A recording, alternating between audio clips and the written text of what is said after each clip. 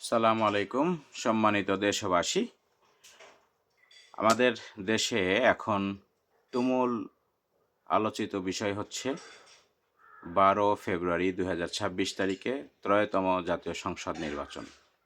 এ নির্বাচনের আগে আমাদের দেশে আরও 12টি সংসদ নির্বাচন অনুষ্ঠিত হয়েছে। বাংলাদেশ স্বাধীন হবার পর থেকে 1973 সালে 7 মার্চ বাংলাদেশে প্রথম জাতীয় সংসদ নির্বাচন হয় এবং সেই নির্বাচনে বাংলাদেশ আওয়ামী লীগ বিনা বিএনপিতে, অর্থাৎ বিএনপি তখন জন্ম হয় নাই, সেই দৃষ্টিকোণ থেকে বিএনপি ছাড়াই আওয়ামী লীগ সেই সময় স্বাধীনতার পরবর্তী সময় 293টি আসন পেয়েছিল এবং পার্সেন্টেজ হিসাবে প্রায় 55% ভোট কাস্ট হয়েছিল। এরপরে 79 সালে বিএনপি সহ ভোট হয় এবং সেই দ্বিতীয় সংসদে বিএনপি 207টি আসন পায় শহীদ রাষ্ট্রপতি জিয়াউর রহমানের নেতৃত্বে, এবং আওয়ামী লীগ 293টি আসন থেকে নেমে 54টি আসনে চলে আসে এবং সেই সময় প্রায় 51.3% ভোট কাস্ট হয়েছিল।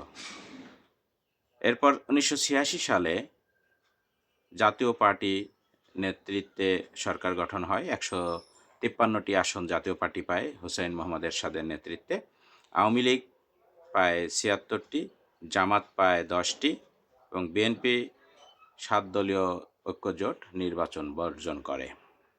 86 সালের নির্বাচনটাতে অনেক রাজনৈতিক ঘটনা ঘটেছিল এবং সেই সময় বেগম খালেদা জিয়ার নেতৃত্বে নির্বাচন বয়কট করার ঘোষণা দিয়ে খালেদা জিয়া একেবারে চরমভাবে জনসমাদৃত হয়ে ওঠেন এবং আপসীন নেত্রী হিসেবে নিজেকে প্রতিষ্ঠিত করেন। এরপর মাত্র 2 বছর পরে আবার ভোট হয় 1988 সালে এবং সেই সময় আওয়ামী লীগ, বিএনপি, জামাত নির্বাচন বর্জন করে। জাতীয় পার্টি এককভাবে নির্বাচন করলেও 251টি সিট পায় এবং ভোটের পার্সেন্টেজে প্রায় 53% ভোট কাস্টিং হয়। তো সব মিলে সেই সময় বিরোধী দলের আসন অলঙ্কৃত করে আসম আব্দুর রব কপের নেতৃত্বে 19টি আসন নিয়ে। এরপরে 3 বছর পর আবার ভোট হয় 1991 সালে এবং সেখানে 75টি দল অংশগ্রহণ করে, বিরাট সংখ্যক দল অংশগ্রহণ করে এবং সেখানে 140টি বিএনপি, আওয়ামী লীগ 88টি, জাতীয় পার্টি 35টি, জামাত 18টি সিট পায়, যা কাস্টিং ভোট প্রায় 55-56%। এবং খুবই দুর্ভাগ্যজনক ঘটনা ছিল, সেখানে প্রায় 48 জন বাংলাদেশের নাগরিক নিহত হন সেই নির্বাচনকে আগে পিছে কেন্দ্র করে এবং শাহাবুদ্দিন সরকারের সময় এই নির্বাচনটি অনুষ্ঠিত হয়। এরপরে 1996 সালে আবার নির্বাচন হয় এবং সেই 96 সালে নির্বাচনে বিএনপি 278টি, অর্থাৎ আগের বছর 91 সালে 140টি আসন থেকে বেড়ে 278টি আসন পায়। বিএনপি অনেক ভালো করে। ফ্রিডম পার্টিও একটি পায়, স্বতন্ত্র 10টি পেয়ে 21% ভোট কাস্টিং হয় এবং সেই নির্বাচনেও 12 জন মানুষ মারা যায় এবং নির্বাচনটা অনেক বিতর্কিত হয়েছিল। আওয়ামী লীগ, জাতীয় পার্টি, জামাত এরা নির্বাচনে অংশগ্রহণ করেনি, বর্জন করেছিল।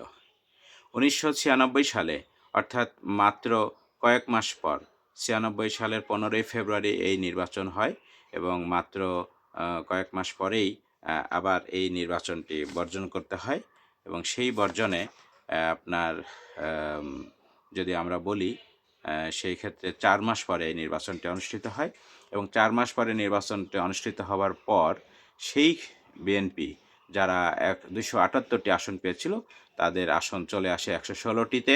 আওয়ামী লীগ যেখানে পেয়েছিল 88টি, তারা পেয়ে যায় 146টি, জাতীয় পার্টি 32টি এবং জামাত 3টি আসন পায়। ভোটের কাস্টিং হিসাবে প্রায় 76% ভোট কাস্ট হয়েছিল। এরপরে 2001 সনে নির্বাচন হয়, 55টি দল অংশগ্রহণ করে এবং 96 সালের 12 জুনের নির্বাচনে কিন্তু 81টি দল অংশগ্রহণ, এটা সর্বোচ্চ সংখ্যক। তো 2001 সনে 55টি দল নির্বাচন করে এবং বিএনপি আবার ঘুরে দাঁড়ায়, 116 থেকে 193টি আসন পেয়ে যায়, আগের সংসদে তারা 116টি ছিল, পরবর্তীতে 193টি হয়, এবং আওয়ামী লীগ 116টি ছিল, সেখানে তাদের নেমে আসে 62টিতে, জাতীয় পার্টি 32 থেকে নেমে আসে 14টিতে, জামাত 3টি থেকে বেড়ে হয় 17টি। ভোট কাস্টিং প্রায় 75% হয়েছিল। এরপরে 2008 সনে আবার নির্বাচন হয়। সেই নির্বাচনে আওয়ামী লীগ আবার ঘুরে দাঁড়ায়। 262 আগের সংসদে পেলেও এই সংসদে তারা 230টি আসন পায়। বিএনপি একেবারে ভূমিধস পরাজয় বরণ করে, 193টি আসন থেকে নেমে মাত্র 30টি আসন পায়। জাতীয় পার্টি কিছুটা বেড়ে 27টি পায়। জামাত 17টি আসন আগের সংসদে পেলেও এই সংসদে মাত্র 2টি আসন পায়, যা পার্সেন্টেজ হিসাবে 86 থেকে 87% কাস্টিং হয়েছিল ভোট। এরপরে 2014 সনের নির্বাচনে বিএনপি এবং জামাত বর্জন করে এবং বিনা ভোটে 153টি আসন সহ আওয়ামী লীগ পায় 234টি আসন, জাতীয় পার্টি 34টি এবং স্বতন্ত্র 16টি। এরপরে 2018 সনে আবার 11তম সংসদ নির্বাচনে আওয়ামী লীগের নেতৃত্বে মহাজোট হয় এবং এখান থেকে জোটের একটি নির্বাচনী ডামাডোল শুরু হয়, জোট ভিত্তিক, এবং সেই জোটে আওয়ামী লীগ 234টি আসন আগে পেয়েছিল, এবারকার 11তম সংসদে তারা পেয়ে যায় 258টি আসন এবং এখানে 39টি দল নির্বাচন করে। বিএনপির নেতৃত্বে দল পেয়েছিল মাত্র 6টি আসন আর জাতীয় পার্টি পেয়েছিল 62টি আসন। এই ভোটটাকে 2018 নির্বাচনটাকে রাতের ভোট হিসাবে বাংলাদেশে পরিচিতি পেয়েছে।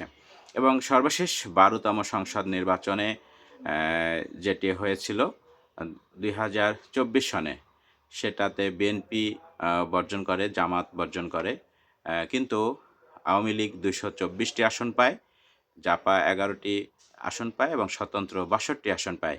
এই নির্বাচনটিকে ডামি নির্বাচন বলা হচ্ছে। 2024-এর পরে 7 মাস ক্ষমতা থাকতেই আওয়ামী লীগ সরকারের 2024-এর 5ই আগস্ট ছাত্র জনতার গণ অভ্যুত্থানে সরকারের পতন হয়।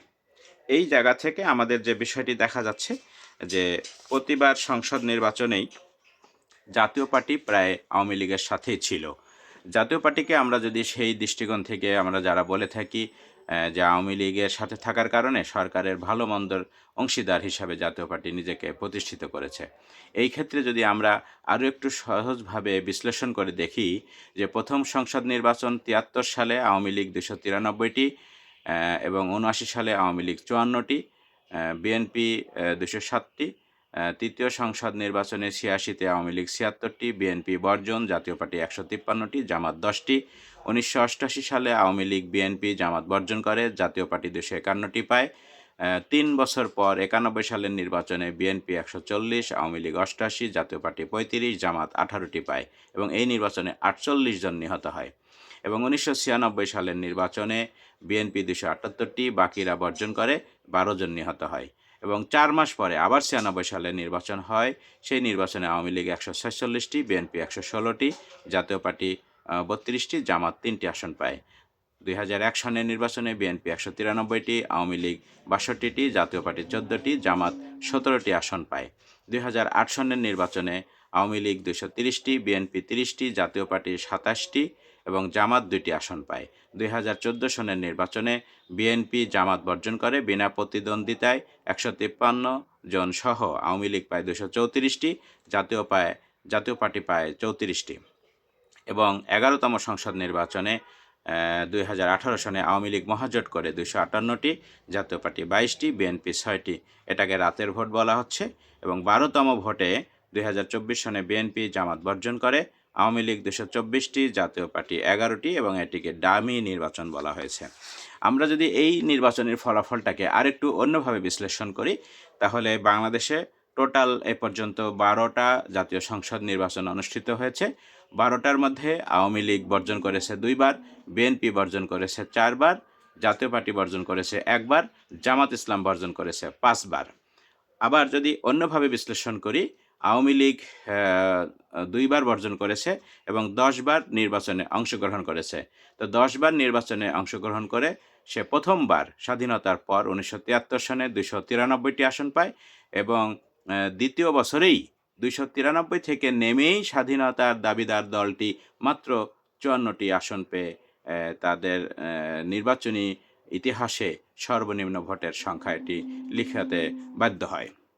আরেকটি ব্যাখ্যা হলো 10 বার নির্বাচন করলে জাতীয় সংসদে 300 আসন যদি হয়, তাহলে 10 বারে 3000 সংসদ সদস্যের বিপরীতে তারা 10 বারে 1665 অর্থাৎ 1665 জন সংসদ সদস্য তারা সংসদে পাঠাতে পেরেছিল, যার পার্সেন্টেজ হলো 55%।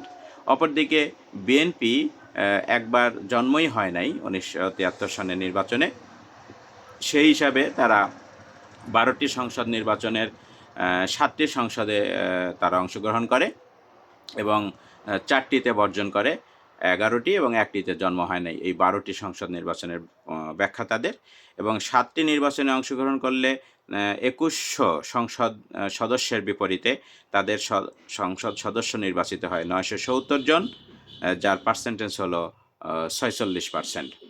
জাতীয় পার্টি বর্জন করে একবার, অর্থাৎ 10 বার তারা নির্বাচন করার সুযোগ পেয়েছিল, একবার নির্বাচন বর্জন করেছে এবং 9 বার নির্বাচন করেছে। তো 9 বার নির্বাচন করলে জাতীয় সংসদে 300 আসনের বিপরীতে 2700 আসন হয় এবং সেক্ষেত্রে তারা 579 জন সংসদ সদস্য সংসদে পাঠাতে পেরেছিল, যার টোটাল সংখ্যার পার্সেন্টেজ হলো 21.44%। এবং বাংলাদেশের 4টি বৃহৎ দলগুলির অন্যতম সর্বশেষ দল হচ্ছে জামাত ইসলামী, যা একটি ইসলামিক দল বলে নিজেদেরকে দাবি করা একটি দল এবং এই বছর তারা 11 দলীয় জোটের ভিত্তিতে নির্বাচন করছে। এই সংসদ নির্বাচনে এরা জাতীয় পার্টির পরেই জামাতের অবস্থান, যদিও পার্সেন্টেজ এবং সংসদ সদস্যের ব্যাখ্যায় তারা অনেক পিছিয়ে। সেখানে দেখা যাচ্ছে যে তারা সংসদ নির্বাচন বর্জন করেছিল 5 বার এবং 5 বার নির্বাচনে অংশগ্রহণ করেছিল। 5 বার নির্বাচনে অংশগ্রহণ করলে প্রতিটি সংসদে 300 আসন করে থাকলে 1500 সংসদ সদস্যের বিপরীতে তারা মাত্র 50 জন সংসদ সদস্য সংসদে পাঠাতে পেরেছিল এবং তার বিপরীতে পার্সেন্টেজ অনুযায়ী 3.33% মাত্র সংসদ সদস্য তারা 5 বারে সংসদ মধ্যে পাঠাতে পেরেছিল। অর্থাৎ সংসদ সদস্যের নির্বাচন দিক থেকে সর্বনিম্ন পর্যায়ে 3.33% হচ্ছে তাদের সংসদ সদস্য, 5 বারে 50 জন নির্বাচিত হয়েছিল।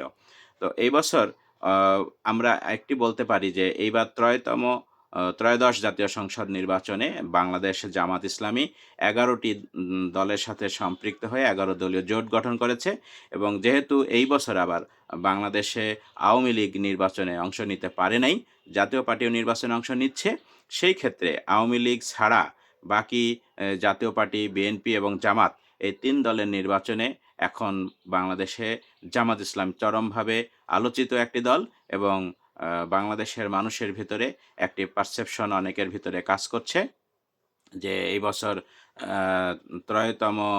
ত্রয়োদশ জাতীয় সংসদ নির্বাচনে জামাত নেতৃত্বে 11 দলীয় জোট সংসদে সরকার গঠন করার সম্ভাবনা রয়েছে বলে অনেকে মনে করছেন।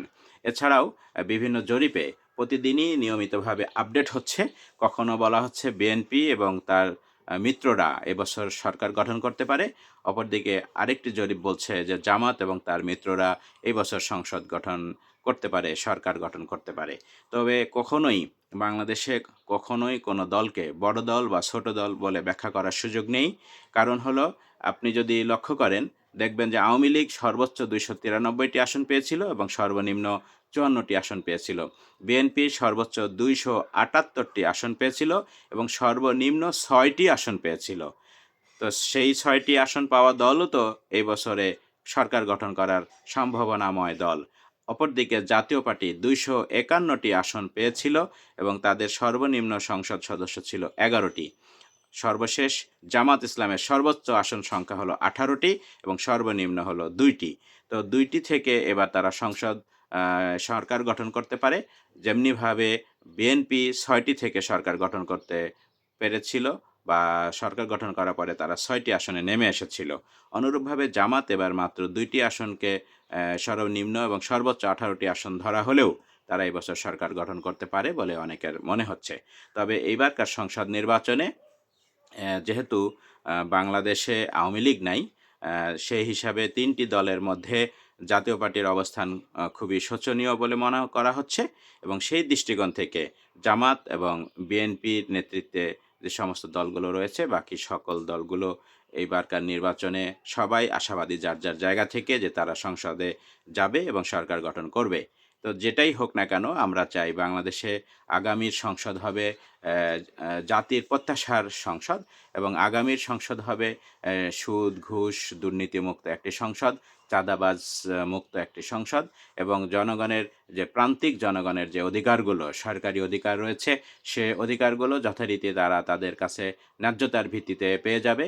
এখানে কোনো বৈষম্য করা হবে না, কোনো দলীয়ভাবে বিবেচনা করা হবে না, এবং এরই ফলশ্রুতিতে আজকে 11 ফেব্রুয়ারি 2026 রাত পোহালেই আগামীকাল ত্রয়োদশ জাতীয় সংসদ নির্বাচন, এবং সেই নির্বাচনে বাংলাদেশে বিভিন্ন জায়গায় বিএনপির নেতৃত্বে, যেমন বিএনপি ছাড়াও ট্রাক মার্কা এর ছাড়া আরও অন্যান্য মার্কা নিয়ে তারা নির্বাচন করছে, এবং বিএনপির ভোটাররা ট্রাক সহ অন্যান্য মার্কায় ভোট দিচ্ছে।